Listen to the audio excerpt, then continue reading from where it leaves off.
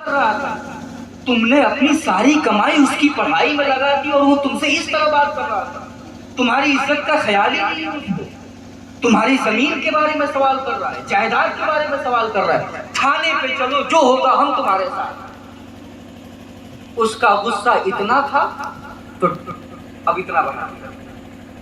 اب اگر وہ چاہ رہا تھا کچھ نہ کروں تو ان دو چار لوگوں نے کان بھر بھر کے اس کے غصے کو اتنا ہائی کر دیا کہ وہ تھانے پہ جانے لگے. وہی دو لوگ چھوٹے کے پاس جاتے ہیں.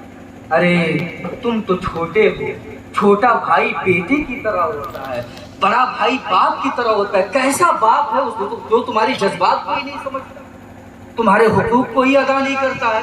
تم نے اپنے بڑے بھائی کے لیے کیا کیا نہیں کیا. اس کی طبیعت خراب تھی تو گورکھپور ہاسپٹل میں 1 ہفتہ تم تھے، اور آج تمہارا بھائی تم سے یہ بات کر رہا ہے. تھانے پہ چلو، چوکی پہ چلو، جو ہوگا ہم تمہارے ساتھ.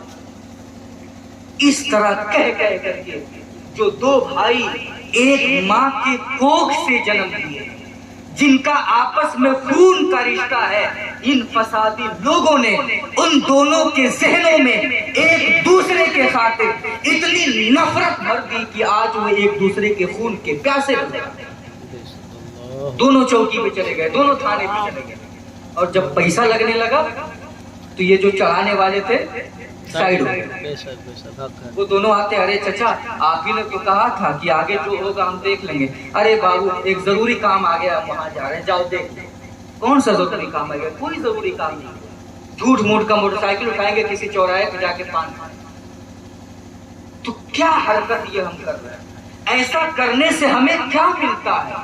2 خونی رشتے کے بھائیوں کے بیچ دشمنی پیدا کر کے کون سا کپ ہم نے جیت لیا؟ کون سی شیلڈ ہم نے جیت لی؟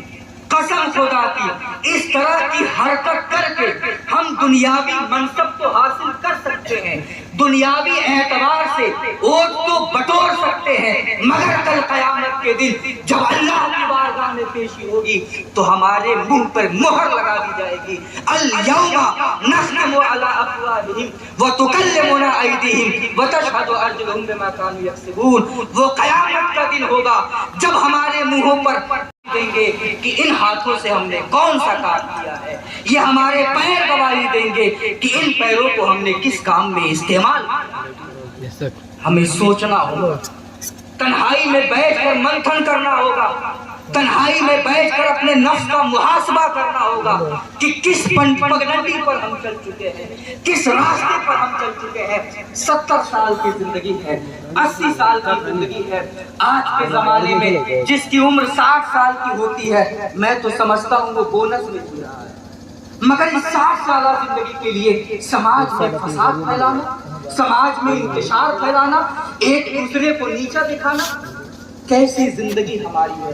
جو فسادی لوگ ہیں وہ مرتے ہیں، ان کے جنازے کی نماز پورے گاؤں کے لوگ پڑھتے ہیں. جنازہ پڑھنے کے بعد 4 لوگ ادھر، 10 لوگ ادھر. جانتے ہیں کیا بات کرتے ہیں؟ وہ ابھی دفن بھی نہیں ہوا ہے اور وہ لوگ بات کرتے ہیں اچھا ہوا یار مر گیا، بڑا فسادی آ گیا. ابھی قبر میں بھی نہیں گیا ہے وہ، ابھی حساب و کتاب کا معاملہ نہیں آیا ہے، مگر مسلمانوں کے درمیان یہ بات آ گئی کہ چلو اچھا ہوا مر گیا، بڑا فسادی آ گیا. یہ کوئی اچھی بات ہے؟ زبان سے یہ کہنا کہ اللہ فلاں کو برباد کر دے، اسی کو بددعا نہیں کہتے. زبان سے یہ کہنا کہ اللہ فلاں کو آباد کر دے، اسی کو دعا نہیں کہتے.